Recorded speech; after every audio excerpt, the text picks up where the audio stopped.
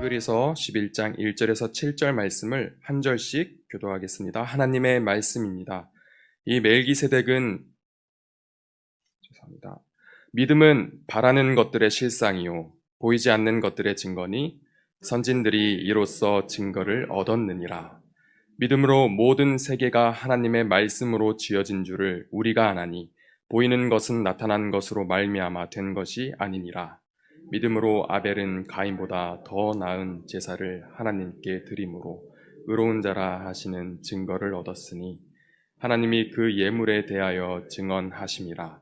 그가 죽었으나 그 믿음으로써 지금도 말하느니라. 믿음으로 에녹은 죽음을 보지 않고 옮겨졌으니 하나님이 그를 옮기심으로 다시 보이지 아니하였느니라. 그는 옮겨지기 전에 하나님을 기쁘시게 하는 자라 하는 증거를 받았느니라. 믿음이 없이는 하나님을 기쁘시게 하지 못하나니 하나님께 나아가는 자는 반드시 그가 계신 것과 또한 그가 자기를 찾는 자들에게 상 주시는 이심을 믿어야 할지니라. 함께 읽습니다. 믿음으로 노아는 아직 보이지 않는 일에 경고하심을 받아 경외함으로 방주를 준비하여 그 집을 구원하였으니 이로 말미암아 세상을 정죄하고 믿음을 따르는 의의 상속자가 되었느니라. 아멘. 오늘 히브리서 11장 1절에서 7절 말씀으로 믿음의 눈으로 보이지 않는 것을 보라의 제목을 가지고 말씀을 나누겠습니다.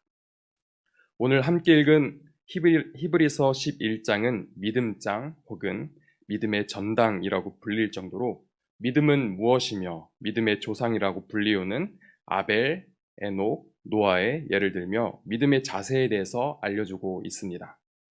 오늘 본문 1절에 보면 믿음에 대해서 두 가지를 서술하고 있습니다.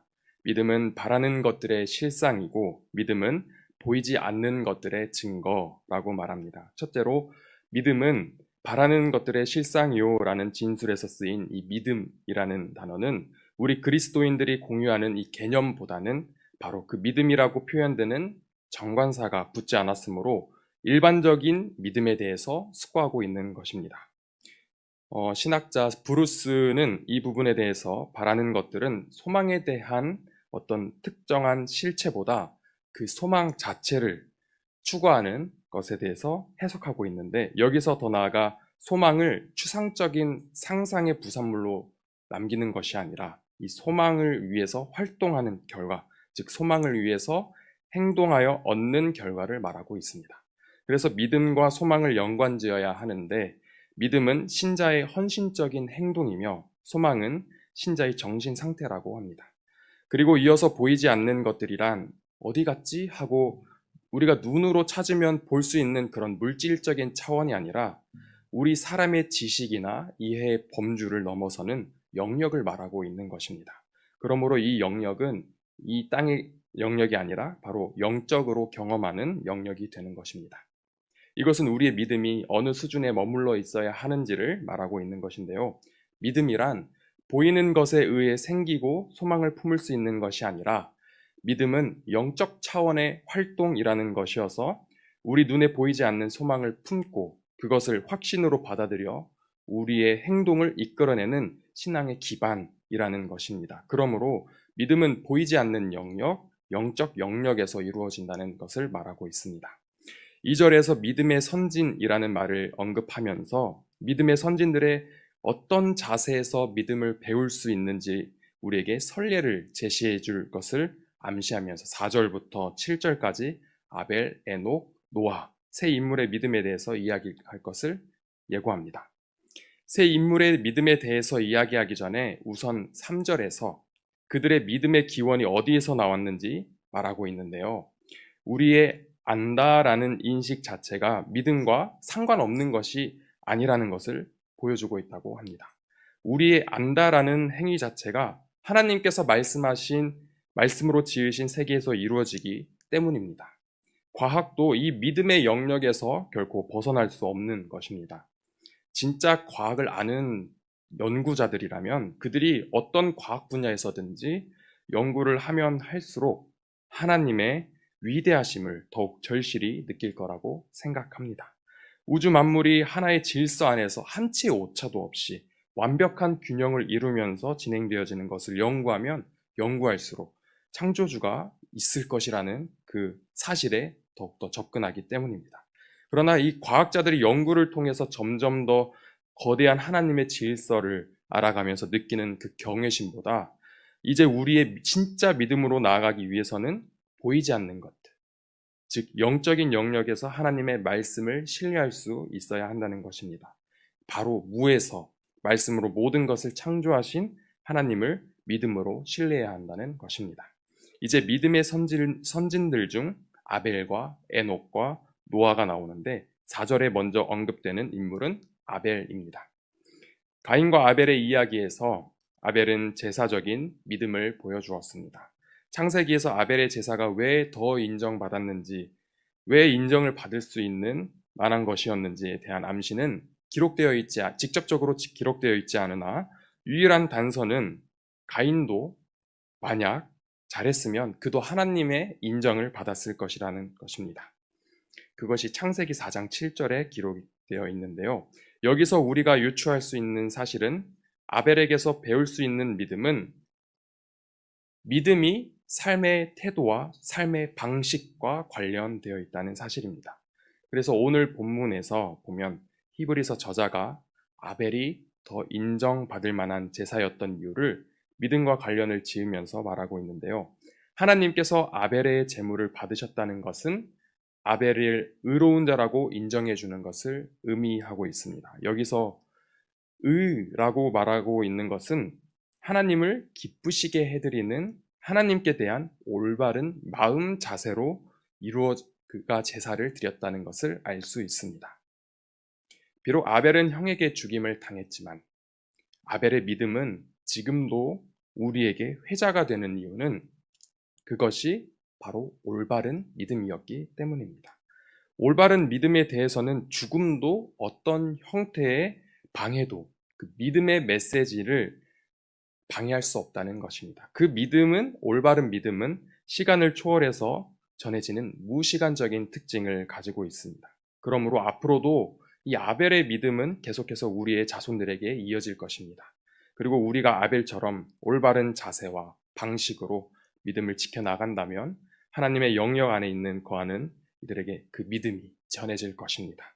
이어서 5절의 에녹의 이야기에서 눈여겨보아야 할 것은 그가 죽음의 경험을 면제받았다는 것과 하나님과 동행했다는 사실입니다.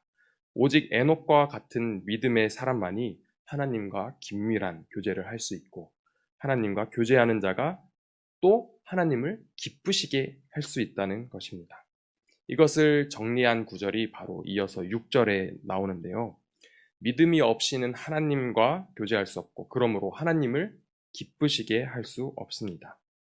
하나님을 기쁘시게 하는 것은 우리가 남들 볼 때 착한 일을 행해서가 아니라 믿음을 가지고 하나님과 교제함으로 이루어진다는 것입니다.